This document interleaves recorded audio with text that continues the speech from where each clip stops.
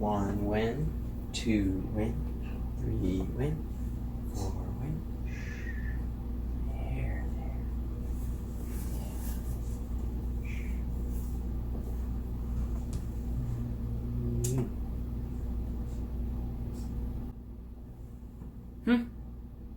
Oh, what? Too much?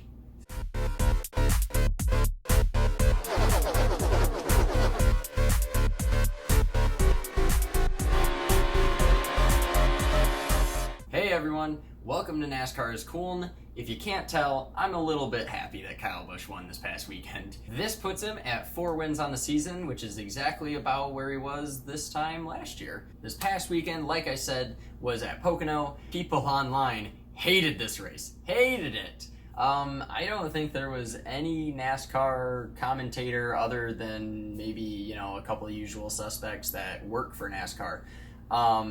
That said a single positive thing about this race. Pretty much everybody unanimously just said that this was hot garbage and we should remove Pocono at least one date, and the typical kind of NASCAR in 2019 sort of mentality where there's a somewhat slow race, and so now it's time to pretty much just whine and complain and air every grievance we've ever had about NASCAR and why the sport is terrible. Now don't get me wrong, this past weekend was not exactly a barn burner. This was not a Bristol race, and this is certainly not the most exciting Kyle win of all time. That being said, I've seen Kyle win Pocono races the last 2 years, and both of those were more boring races than this one, I feel like.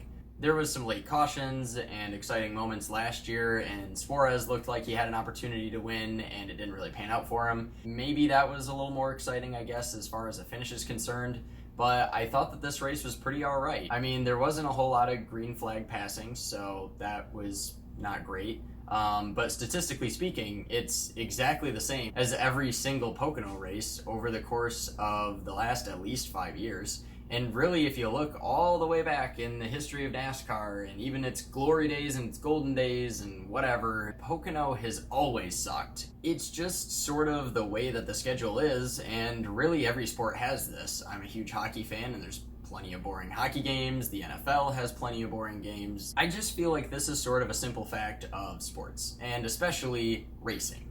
If you look at things like IndyCar, Formula One, and compare them to NASCAR, which everyone likes to compare these three series, even though none of them are even remotely the same. Except maybe you could say IndyCar and Formula One share some similarities somewhat.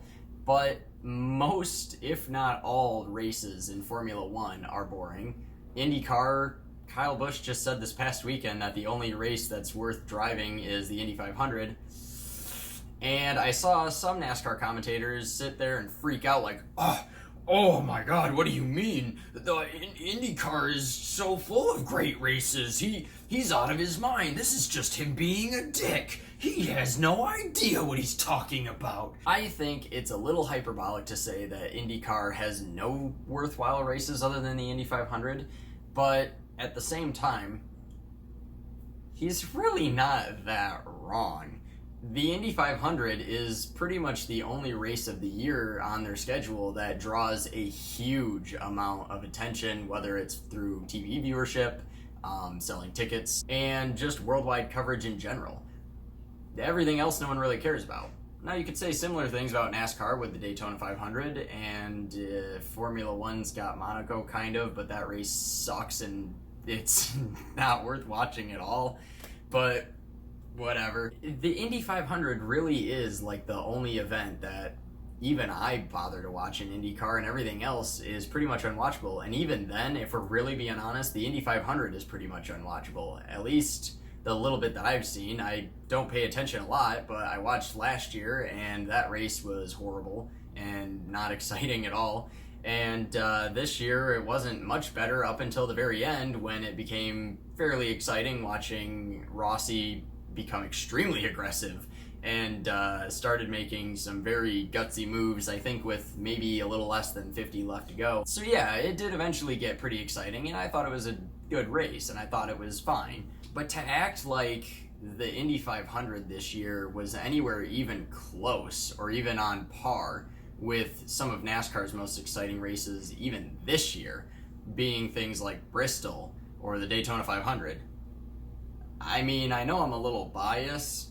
It's just not close, I'm sorry. I just find it really annoying and stupid whenever I see a bunch of NASCAR journalists bringing up IndyCar, bringing up Formula One, bringing up this, bringing up that, and comparing all of these series that really have nothing to do with each other. And what's the point of creating this sort of like, you know, us against them and all this other nonsense? It just seems a little bit misguided to me.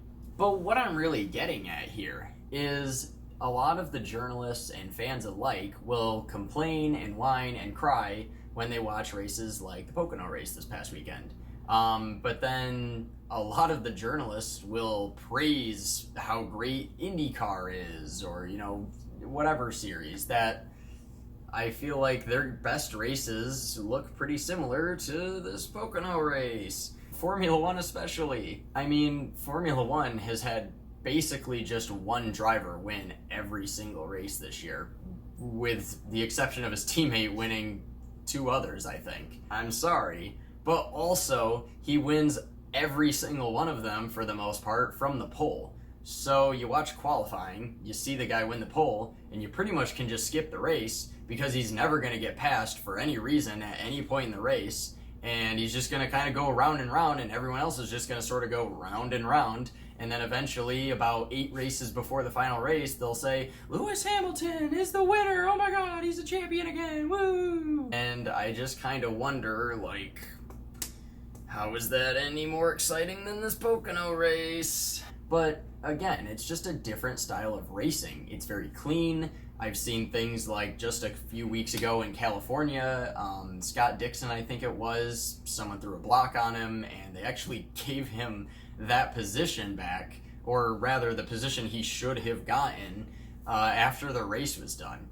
Imagine if something like that happened in NASCAR. I mean, that's just racing. You know, you keep the guy behind you because you want to finish the race in a better spot. That's how racing works. Blocking is highly frowned upon, hitting other cars is extremely frowned upon, and just about any form of racing is kind of frowned upon, I feel like. Oftentimes, whoever wins the pole, especially in Formula One, wins the race. And that's not really a thing in NASCAR, even when it's at its most boring. We've had a lot of really good racing in the last couple of weeks. Charlotte was pretty good, the All-Star race was pretty good, Kansas before that, what was before that? I think Dover was pretty much unwatchable, but you know, Talladega, there's been a string of really good racing over the past few weeks, and we hit one that was not that great.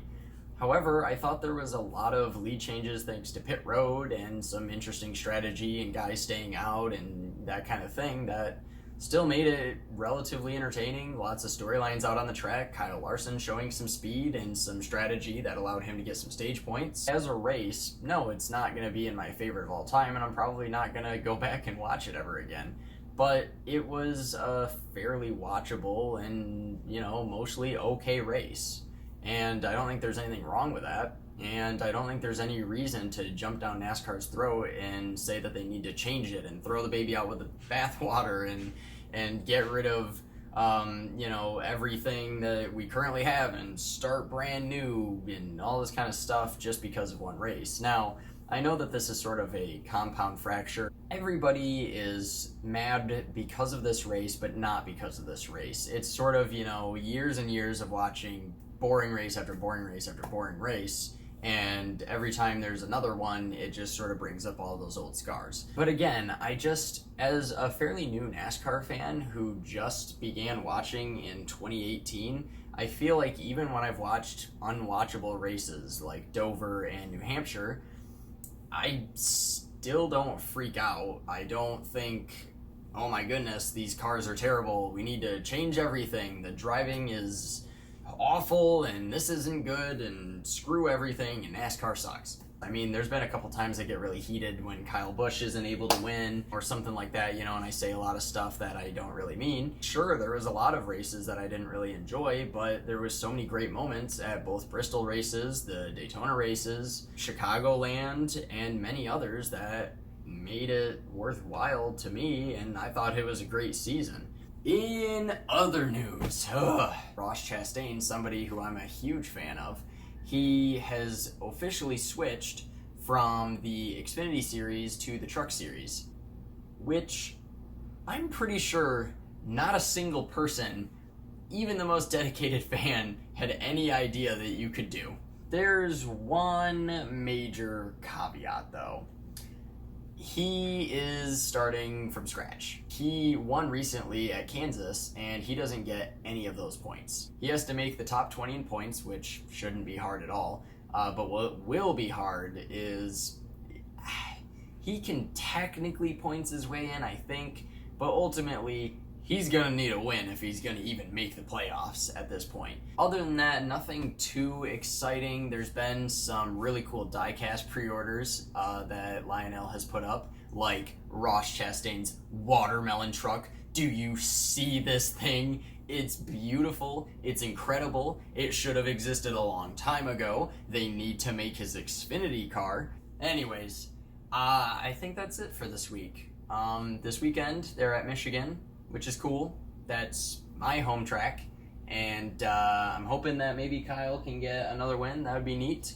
Honestly, I think I would actually really like to see Kyle Larson get a win because it's been almost 2 years. I think sometime in September it'll be 2 years because his last win was Richmond, I want to say, in 2017. So I'd love to see him get a win, and if it's not going to be him or Kyle Busch, then I would really love to see Brad Keselowski win. I really, really love Brad Keselowski, and it sucks that he's never won here at home. So that would be super special to see him in one of his best seasons maybe ever, to also be able to get that first Michigan win at the same time as he's building all this momentum and having a really special season. Anyways, have a great weekend, and you'll see me on Instagram throughout the weekend as usual. And of course, there will be a new video next week talking all about whatever happens at Michigan. So yeah, have a good one.